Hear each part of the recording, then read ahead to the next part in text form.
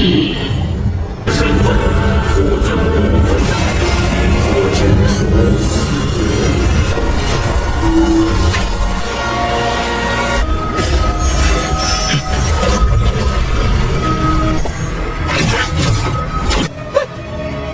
主子，只见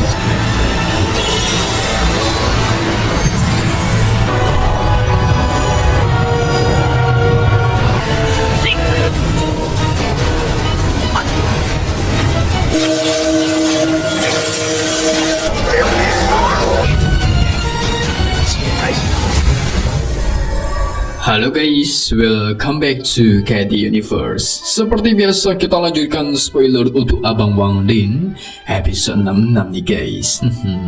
Kalau kita ngikutin di part sebelumnya, kita semua sudah menyaksikan Wang Lin yang masuk ke alam surgawi dan sampai ke sebuah istana yang udah setengah hancur. Dia melihat ada sebuah batu yang aneh itu terdapat di tengah istana. Batu itu juga bertuliskan kalau istana ini diberikan oleh Kaisar Langit kepada praktisi surgawi yang bernama Tianhua. Karena merasakan ada keanehan, Wang Lin mencoba menghancurkan batu itu dengan kekuatannya. Setelah batu itu terbelah menjadi dua, tapi tidak memunculkan apapun guys.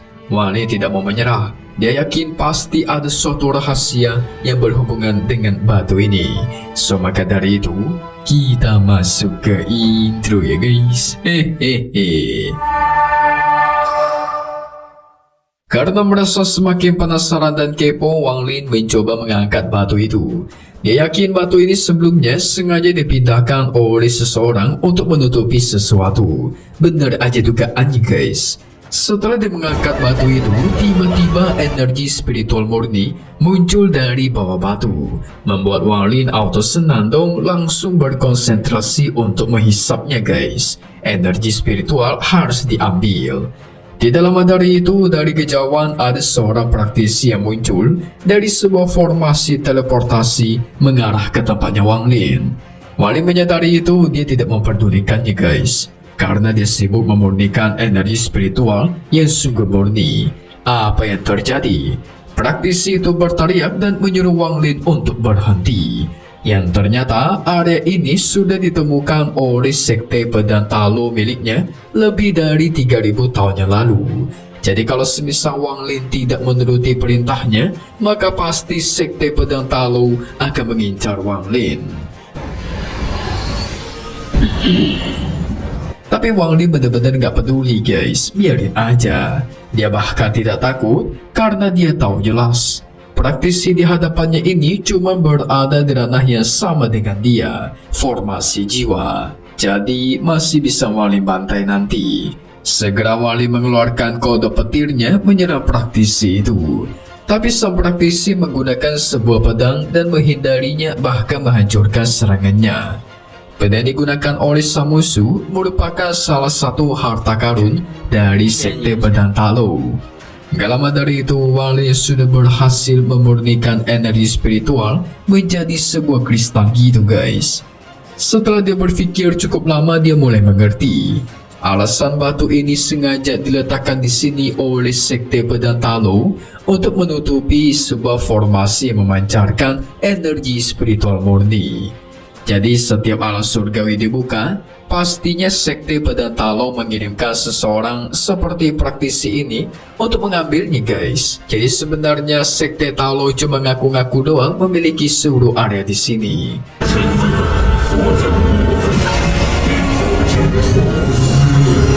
Wang Lin tidak memperdulikannya. Dia langsung merusak formasi itu hingga tidak memancarkan energi spiritual murni lagi. Jadi nggak ada orang yang bisa mengambilnya lagi guys. Si musuh auto mengamuk dong, melesat maju dan menyerang Wang Lin. Wang Lin menahan serangan itu dengan mudah dan menyerang balik menggunakan kodoknya. Ditambah Wang Lin menggunakan bendera jiwa membentuk formasi supaya praktisi ini tidak bisa kabur. Alhasil sang musuh kewalahan melawan Wang Lin. Mau tidak mau dia mencoba kabur dari sana guys. Memasuki formasi teleportasi dari sektenya dan menghilang entah kemana. Namun dia juga bertekad akan melaporkan kejadian ini kepada seniornya yang akan masuk ke alam surgawi nanti. Jadi pasti Wang Lin akan diincar dan tidak bakal keluar dengan selamat. Waduh. Namun apa yang terjadi? Secara tiba-tiba Wang Lin muncul di atasnya sambil memegang harta lonceng emas. Dia menegaskan tidak akan ada yang bisa kabur dari dia. Cuman itu lonceng emas diaktifkan guys, mengurung praktisi itu di dalam. Setelah dikurung, Wang Lin yakin pasti dia sudah meninggal ini. Segera dia memasukkan kembali harta lonceng emasnya ke dalam tas. Setelah itu Wang Lin yang merasa energi spiritual yang ada dalam tubuhnya mulai menipis. Itu semua dikarenakan kodok petir yang dia ambil kemarin guys. Jadi kalau Wang Lin menggunakan kodok petir itu, dengan otomatis kodok tersebut menyerap energi spiritualnya Wang Lin untuk melancarkan serangan yang kuat guys.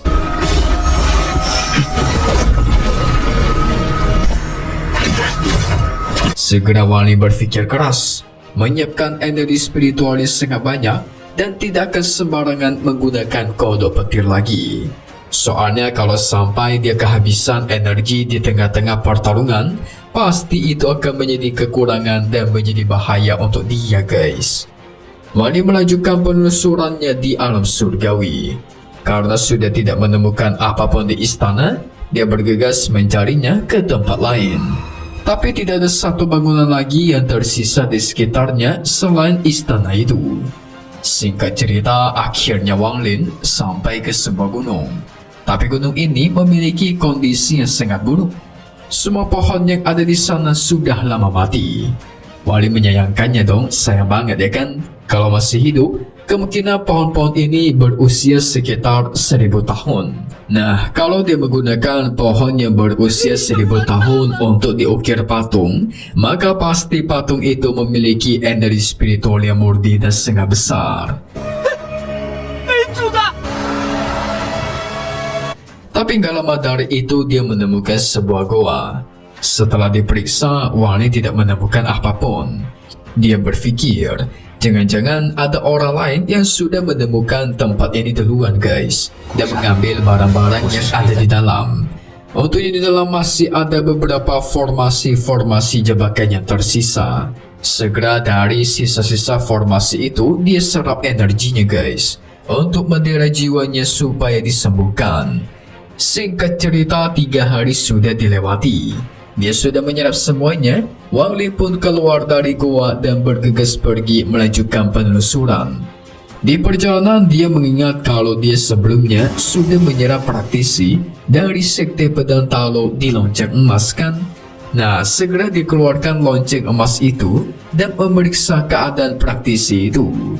Setelah diperiksa di dalam, itu cuma tersisa tas penyimpanan Xiang Kun doang guys, dan juga pedangnya.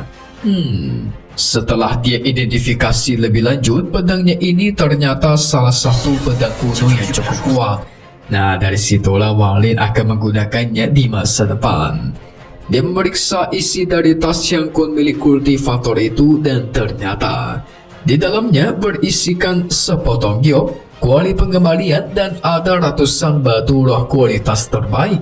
Jelas Wang Lin senang dong. Wah, berarti dia bisa teleportasi lagi nih. Karena untuk teleportasi membutuhkan batu roh kualitas terbaik guys. Ada juga kuali pengembalian yang berfungsi untuk kembali ke sekte pedang Talo.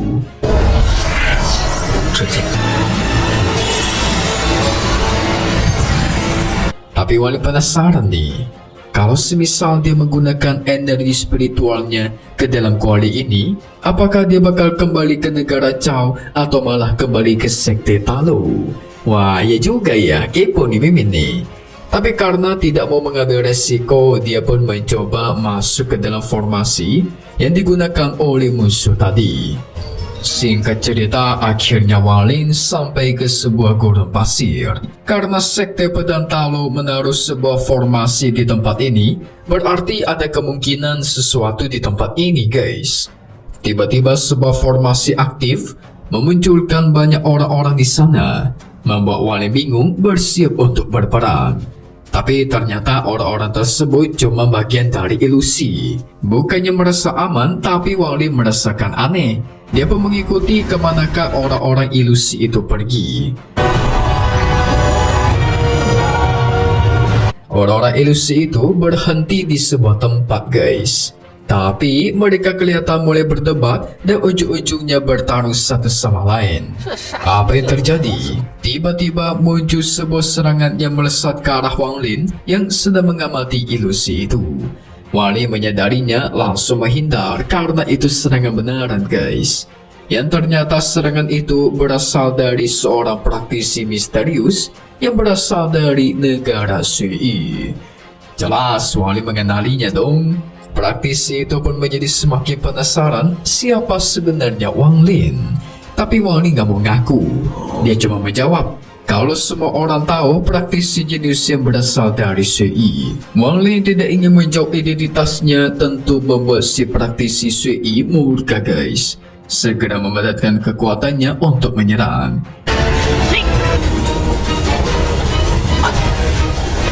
Dengan mudah Wang Lin menghindari dan menahan semua serangan. Dia juga meletek kalau dirinya pernah mendengar ada praktisi jenius yang sudah mencapai karena formasi jiwa dalam 100 tahun. Memang itu adalah hal yang sangat hebat, tetapi 100 tahun itu adalah seumur hidup bagi manusia biasa. Membuat si praktisi negara Sui menjadi semakin kesal, guys, karena itu adalah bentuk hinaan. Dia terus menyerang Wang Lin secara bertubi-tubi. Hal itu tidak berguna. Pada akhirnya kotak petir pun digunakan menghancurkan semua serangan. Karena cukup mengesalkan, akhirnya praktisi negara Sui menggunakan kekuatan domainnya, guys. Kalau praktisi dari negara Sui, otomatis domain kekuatannya itu adalah salju. Muncullah salju di sekitar mereka, guys. Wang Lin juga menggunakan domain hidup dan mati miliknya. Di tengah turunnya salju, Wang Lin bisa melihat ingatan-ingatan dari praktisi misterius negara Sui ini. Dia juga memberikan ilusi kepada si praktisi negara Sui kalau kedua orang tuanya ada di belakangnya. Tapi hati orang ini sangat teguh, guys. Dia tidak peduli karena itu cuma ilusi dan terus menyerang. Membuat Wang Lin cukup terkejut. Tidak menyangka hati dari praktisi negara Sui akan sekuat itu. Di satu sisi Wang Lin melihat kelemahan dari si praktisi Sui yang merupakan hati taunya, guys. Jadi dia harus membuat hati taunya melemah terlebih dahulu baru bisa mengalahkannya. Alhasil dia tidak mau menyerah, mencoba melemahkan hati si praktisi Sui menggunakan ilusi kedua orang tuanya berulang kali.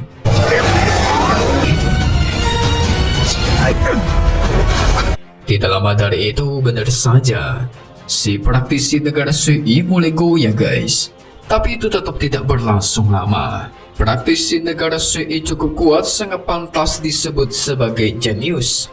Wang Lin mencoba melarikan diri dan menggunakan beberapa teknik untuk membuat si musuh ini teralihkan. Awalnya hampir gagal, guys, tapi akhirnya Wang Lin berhasil kabur dan menghilang dari sana. Melihat Wang Lin yang kabur, praktisi negara Sui tentu kesal. Dia gak terima, guys.